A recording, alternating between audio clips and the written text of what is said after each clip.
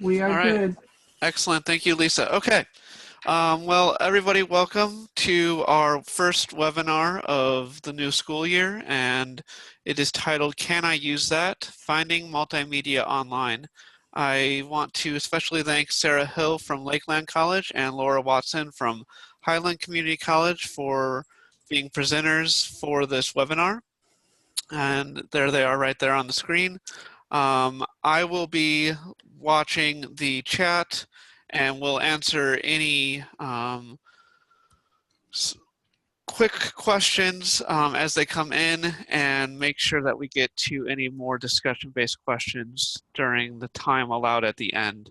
If you would be kind enough, please mute your microphone during the presentation and then feel free to open it during the discussion portion if you have a question for us. So thank you, everybody, and I will turn it over to Laura and Sarah. So thank you so much. Thanks, Brian.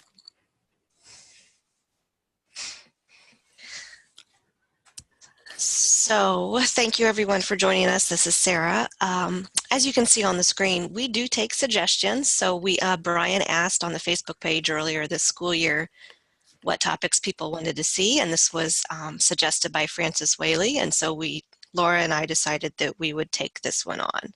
So thanks for joining us, and we hope that you find the information that we share today useful. And this is Laura. Digital culture has made online sharing of images, sound files, memes, and more so easy and so ubiquitous. But just because it's easy doesn't unfortunately mean that it's legal. In our roles as information literacy teachers, we have the opportunity to make students aware of the ethical issues surrounding the use of online media, and also to suggest solutions to them to help them more easily use digital media legally.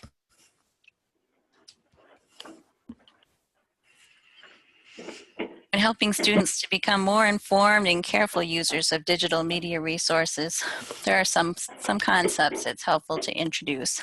We're just going to touch on those first. First, copyright. Copyright, the legal right of a creator of intellectual property over the use of their works. Copyright laws specify the legal conditions which allow for or disallow use of the intellectual property of others. Next, attribution. Attribution is the acknowledgement of the copyright holder or creator of a work. To give attribution is to show clearly the name of the original artist or content creator. Works that are no longer under copyright are said to be in the public domain. These works may be used freely by anyone without attribution. Fair use. American copyright law specifies that some uses of copyrighted materials are allowed. Fair use allows limited, reasonable use of a work as long as the author's rights are not violated. Fair use is for purposes which can be described as for the public good, including criticism, comment, news reporting, teaching, scholarship, and research. No commercial use of a copyrighted resource can be considered fair use. Fair use has been defined in part by the interpretations of it in court cases around copyright. We will provide some links to further resources on fair use in the references slides. It's also helpful for students to understand the concept of derivative works. Derivative works are those that start from someone else's works, or start from another work, but are changed and modified so that they become a new creative work. Unless permissions are granted, the right to create a derivative work is solely held by the copyright holder under United States copyright laws. And it's also helpful to make our students aware of the concept of nonprofit or non-commercial use of a work and how that differs from commercial use. This is usually part of the interpretation of fair use. Where someone hopes to use a work under the concept of fair use, it should be clear that there is no profit or financial benefit that could come from the use of the copyrighted work.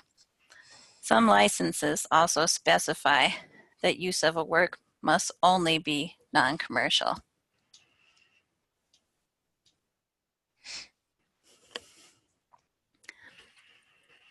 In the United States, all creative works are protected by the Copyright Act of 1976 and the Copyright Term Extension Act of 1998. Works are protected from the moment they're created for the lifespan of their author plus an additional 70 years. That's a long time, really long time. Works made for hire or corporate works are protected for even longer.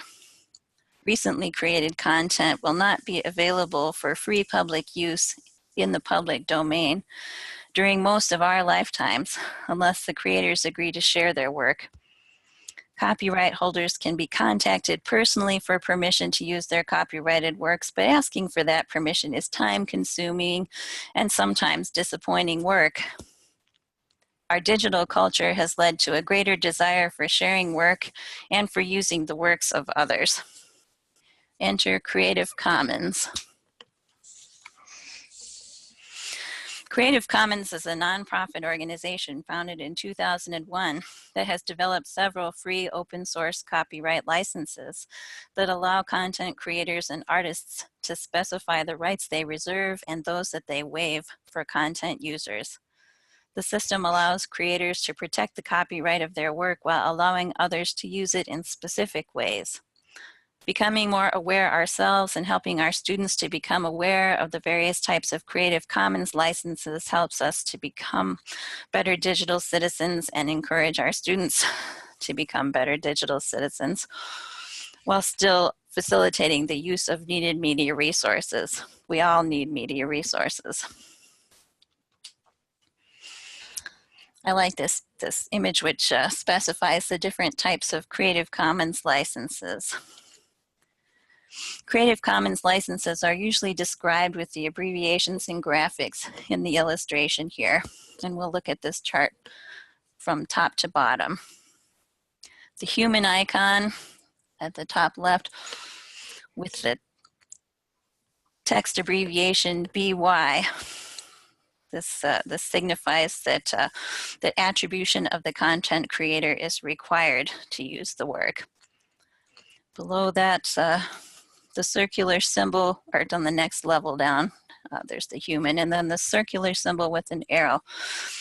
That stands for share alike, or SA. Share alike licensing allows for use and sometimes for the revision of the work and asks that those who use the work to make a derivative work also share their work. So share and share alike. On the next level down, there's the introduction of the $ with the no symbol through it. That logo specifies non-commercial use only. So no $ is non-commercial use only. With the equal symbol that shows below in a circle, that's abbreviated ND. That license specifies copyright holders don't give their permission for modifying or creative derivative work from the original. So ND is non-derivative. So different combinations of these aspects of Creative Commons licenses are things that those who license their work through Creative Commons can choose from, different combinations. And they are selected according to the copyright holder's preferences. Gives them some flexibility in how they share their work. These options and their specifications so that we can see what they've chosen facilitate legal use and sharing of the creator's work without all of the legal difficulties associated with finding the author and asking for permission to use the work. Creative Commons licenses have made using the work of others legally much simpler, and we're glad for that. We could teach our students about the detailed parameters of fair use or how to request permission from individual copyright holders, but far more practical to help them understand how to correctly use works with clear Creative Commons licenses. That basic understanding of copyright and Creative Commons licenses is definitely worth sharing with students, but in a pinch, and there are always pinches, it's helpful to be able to lead students to some sites where they can find images available for use or reuse, and then show them how they can tell whether or how they need to give attribution for these works. So now we turn to some of that low-hanging fruit. A brief introduction to some sites we have found useful or have gathered from suggestions by other NILROC members. Thank you for your suggestions. All right, first up is unsplash.com. This is an awesome site recommended by Lauren Cosrow. Unsplash has been used by Apple, WordPress, Slack, Squarespace, Medium, and many other commercial entities in commercials on websites and even on television. So we've seen photos from Unsplash before, but maybe we didn't realize it.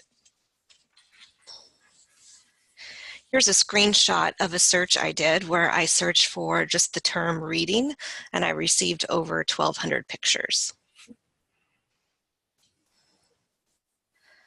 So here's one that I selected.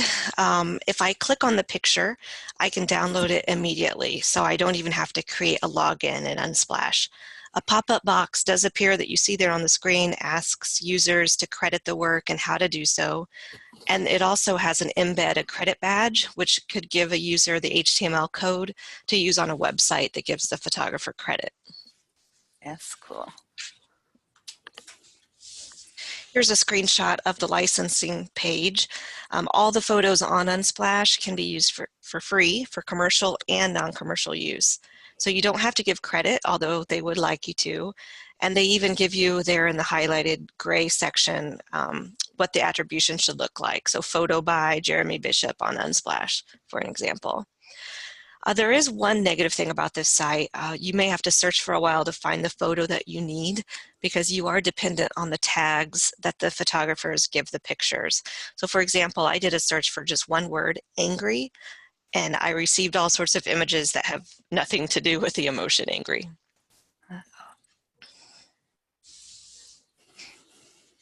A second example of a great site for free images is pixabay.com.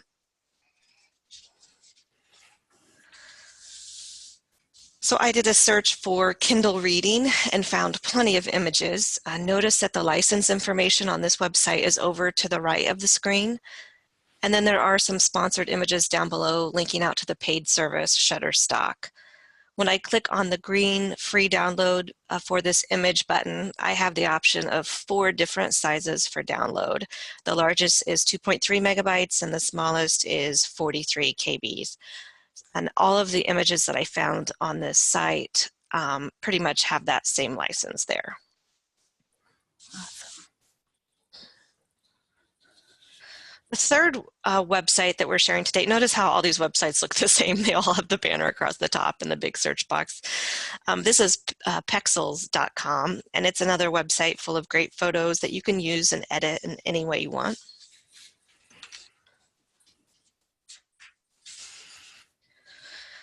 You can see here the same type of license. It's the same pretty much as the previous 2 sites mentioned. You can do just about anything to the photos.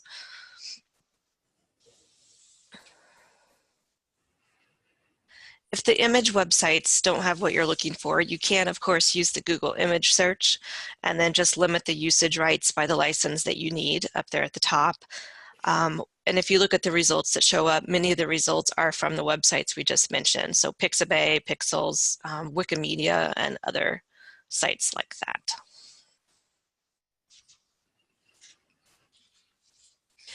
One other option that might work, if you're creating marketing pieces for your library, don't forget to check with your campus PR department, if your library doesn't have its own PR department, to see if they already pay for stock images. So here at Lakeland College, our PR department used to use Shutterstock, but the price kept going up, so they switched to Adobe Stock.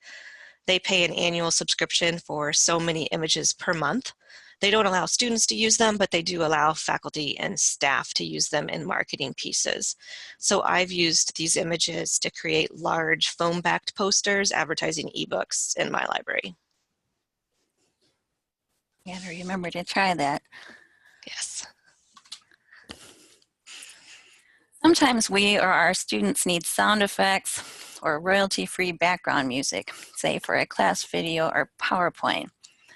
Zapsplat, it's zapsplat.com, provides both of those options with the requirement to give a brief attribution to Zapsplat. Unless you pay for a gold account, then there's no attribution necessary.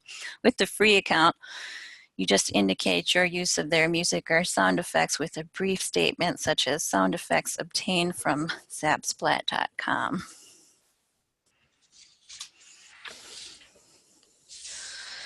Another website for sounds is freesound.com.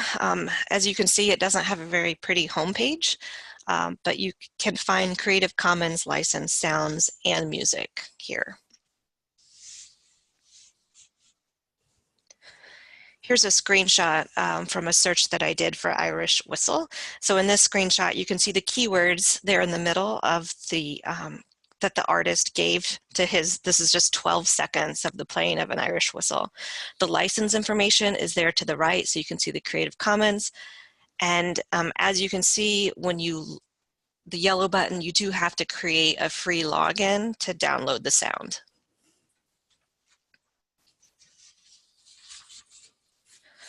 If students are already uploading their videos to YouTube, they can use the Creator Studio in YouTube. So here's a screenshot of that in my YouTube account. This provides an audio library of music they can use for free. So in this screenshot, I selected Bright Music and attribution not required, and I received quite a list.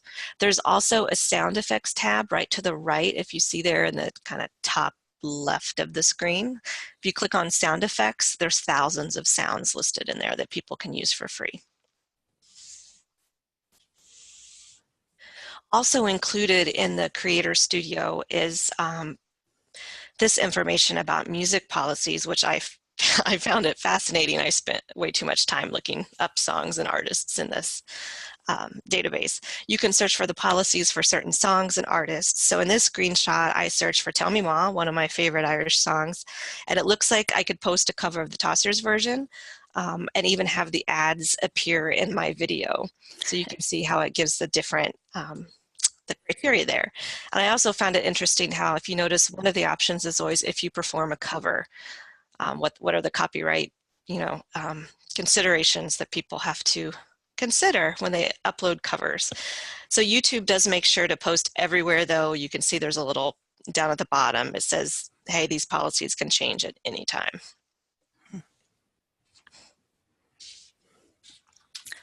Well, lots of options out there. What can libraries do with these images and sounds?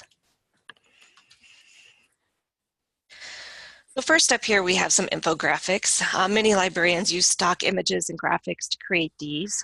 So here's two screenshots. Amy Kitchen, who's the marketing communications graphic designer for Johnson County Public Library, used Adobe Illustrator to make her infographic for the library's yearly statistics. This infographic is given to the library board, as well as posted online to share with patrons. The one on the right is Albertson's library at Boise State University, and they also used Adobe Illustrator to create their infographic. The reference services coordinator had to use the university's brand colors and typefaces, and then she also wanted to create it so that it was printable on an 8x11 piece of paper. That's so cool. If you don't want to pay the money for Adobe Illustrator, there is the free version, or a free similar version called PictoChart that I've used before. There is a logo at the bottom of the infographics if you use the free version. So see the example to the left from an Australian library. This is my favorite free infographic site, but there are many more out there. Years ago, I created an infographic image file that you can see on the right. I just sent the infographic to faculty and adjuncts to encourage them to schedule library instruction. And so there's just a portion of the infographic that I created. I also, speaking of timing, just this morning, I received an email from PictoChart, and they are now integrating the photos from Unsplash into PictoChart, which is amazing. And it's two products that we're talking about today. So that's good news. That is good news. So another use for libraries is memes. Here's some fun examples. Xavier University's library is doing some great memes over on their Twitter page. Here we got food for fines on the left with the distracted boyfriend meme. And another one here on the right giving us good news about one-year checkouts for faculty and staff. So that's some fun ways. You can search for any meme generator in Google or Bing or something. You receive a lot of options. I like MemeBetter, memebetter.com. It's fast and easy. There's no downloading of anything. The image flip is also a very common one too. Be careful about using some of the more popular images for creating your own memes though. I've found that many are racist or sexist and probably wouldn't be welcomed on colleges' social media sites. I tend to not use real people in memes. It's just safer. I tend to use more like cartoons and animals and things like the one you see on the screen. They just seem like a better choice. I tried one with library cat yesterday. Yes. If you're looking for another way, something fun to post, try the breaking news generator. This is one where you can create memes and just kind of funny images for your library. You add words, upload a picture, and then you get something like this. So here's one that I just created. What's funny is just this morning I saw on my personal Facebook page someone had shared one of these thinking that it was real. So good fake news discussion there. Lastly, don't forget you can use things like Giphy to create animated GIFs to add to your social media and website too. So here's one on the right that I created that I'll be posting here in a few weeks during finals week. So it's nice that you can use the stock photos that you can use for free without attribution, and then you can just add your information there. These are the types of things I save to a folder and just reuse them every year.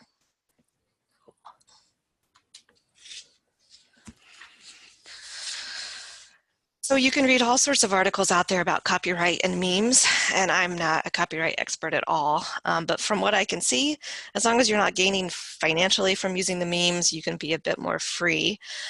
There are some horror stories out there about using copyrighted images, so that's why I make sure I don't use any of those. An example would be the penguin that originally appeared in a photograph used on a National Geographic Wild Animals website became the subject of a popular meme called the socially awkward penguin meme that you may have seen. Getty Images, the licensing agency for National Geographic, they pursued a lawsuit and won. So don't try to use a copyrighted image to create a meme, and don't try to earn money. If you're into these types of issues, take a look at what's going on right now with the European Union's new copyright plan. It's going to make websites like YouTube, Facebook, Twitter more responsible for things that are illegally shared on their sites. Article 13 of that copyright plan is called the meme ban, and well, that's informally what it's called. And the rest of the plan is full of controversial issues. It did pass the European Parliament, but it has more steps to go through before it becomes a law. So it's going to be interesting to see what parts of it are rewritten and what parts stay, and it will definitely influence the rest of the world's internet, I'm sure. That's true. Now it's time for some discussion questions, and we hope you'll join in. So you can unmute yourself if you've got some answers for these questions, but we're interested in what sites do you use often for free and editable content? And also tell us about if you're providing this information in LibGuides or for certain courses for your students.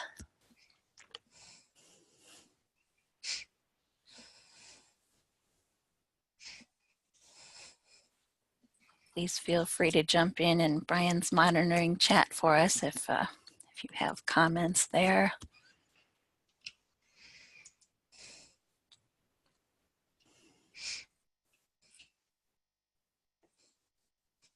I don't have this is Brian. I don't have a new site to add, but I will say that our library has used PictoChart quite a bit to publicize our use to faculty members to really get them to see what it is that the students are gaining from us, because just we've had difficulty sometimes getting that across. So I definitely think PictoChart is a great use to get that infographic look. I definitely gotta try that. Yeah. The participants at MC Library mentioned Canva.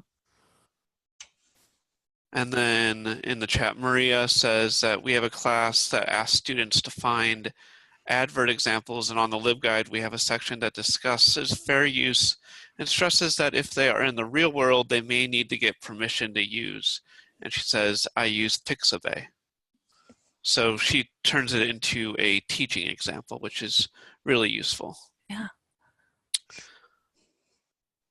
Lisa from ECC uses Google Images narrowed down by license, PictoChart for semester stats for VPs and deans, and she will provide this for faculty as suggestions, but maybe not students. And she has faculty LibGuides on copyright.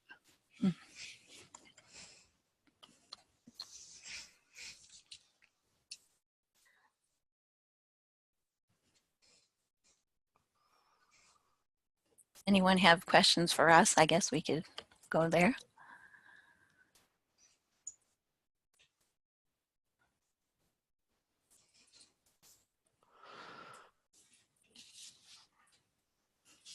How about, I don't know if this is something you are going to go back to talk about, but how would you say that this connects with OER? We talked when we were planning what we'd cover today about whether we'd cover OER sites, and we decided that would be its own interesting webinar. But certainly there are OER resources out there that either are shared on sites that are made for sharing, or are specifying what use is appropriate with Creative Commons license options, and that's nice. Yeah, it definitely is its own information, and we did have one last year specific to OER. So for those of you here who are looking for more information on that, we do have those on the NILROC website. But definitely these resources would be very useful to add, to tie into using a free textbook you found on an OER generator.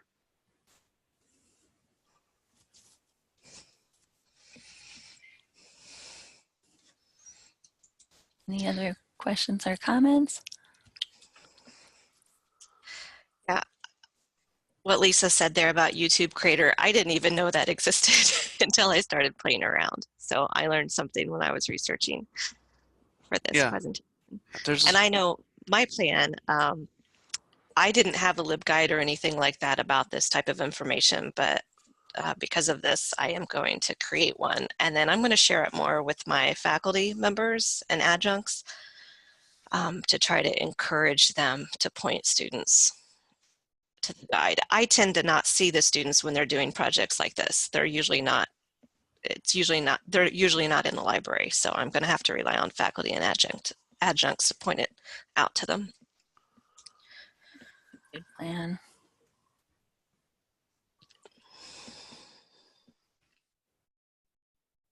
Yeah, I think this is an interesting level because it's not really something that we're often participating in on the research side.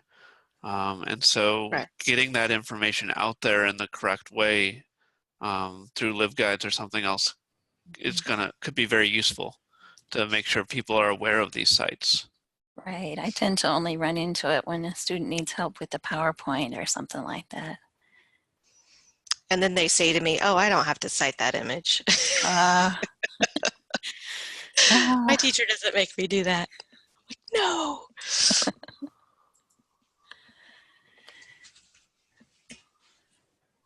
that makes us unindicted co-conspirators or something, probably. Yeah. Anything else here, or shall I move on to the next one? I'd go ahead and move on. Alrighty. We've included, Yeah, there's a list of all the different ones that we've mentioned during the presentation. Canva is a good one too. I haven't created an account on that, but we need to add that there. yeah. And last are our references, some sources we consulted on copyright, fair use. I like the infographic that's at the top link there. Just real helpful for understanding some things about fair use and Creative Commons.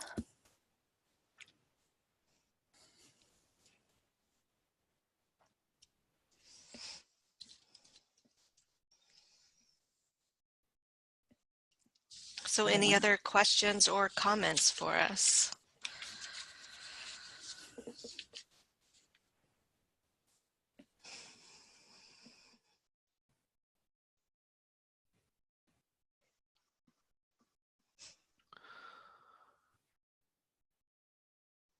Well, if not, thank you so much, both of you, for putting this together. I know right after Thanksgiving, it was probably a little difficult to get it all together, but we all greatly appreciate it, so thank you. Thank you. Thank you. And I do want to let participants and those watching the recording later know that we, the Information Literacy Committee, are currently planning 2 more webinars for the spring, and we will get that information out on the listserv when we have more information to provide. So we do have more content coming, and we hope to provide that for you in a few months.